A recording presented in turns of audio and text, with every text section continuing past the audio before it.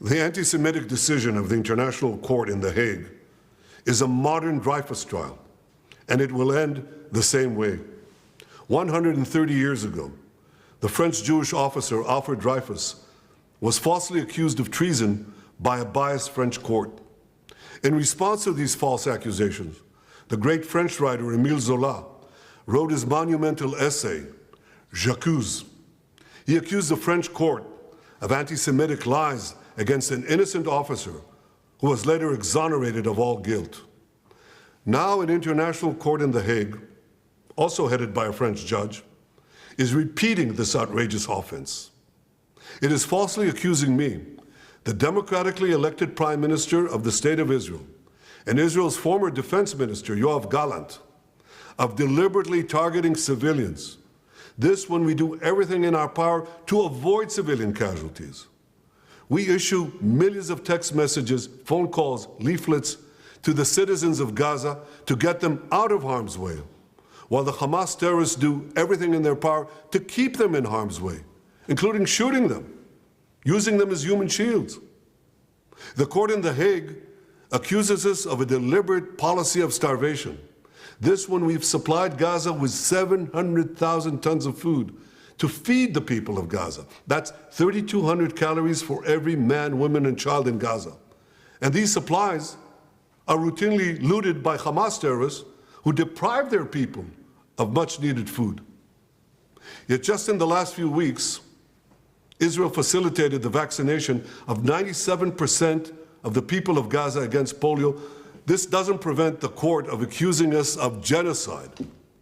What in God's name are they talking about in The Hague? The truth is simple.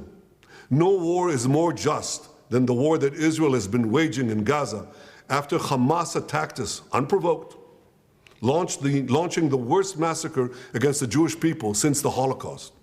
The decision to issue an arrest warrant against me, the democratically elected Prime Minister of the State of Israel, and our former Defense Minister, was made by a rogue prosecutor who's trying to extricate himself from sexual harassment charges, and by biased judges who are motivated by anti-Semitic sentiments against the one and only Jewish state.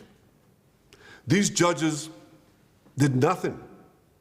They did nothing against the real war crimes committed against the millions who've been murdered or uprooted by the dictatorships in Iran, Syria, and Yemen. Instead, they falsely accused the one democracy in the Middle East, Israel, thereby imperiling the right of all democracies to defend themselves against murderous terrorists and tyrants. Nor did the court do anything against the Hamas terrorists who raped our women, beheaded our men, burned babies alive in front of their parents, and kidnapped hundreds of men, women, and children to the underground dungeons of Gaza.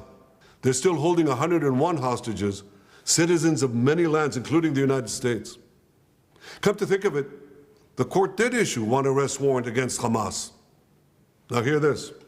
They issued an arrest warrant against the corpse of the Hamas arch-terrorist Mohammed Dev. His corpse. What an absurdity. No biased anti-Israel decision in The Hague will prevent the State of Israel from defending its citizens. And I want to thank our many friends around the world, especially those in the United States, who've condemned this outrage and who have said that this decision will have severe consequences for the ICC and those who cooperate with its decision. Israel will not recognize the validity of this decision. We will continue to do everything we must do to defend our citizens and defend our state against Iran's axis of terror, Iran and its terrorist proxies, which include Hamas, Hezbollah, the Houthis, and others. Our enemies are your enemies, and our victory will be your victory, the victory of civilization over barbarism and tyranny.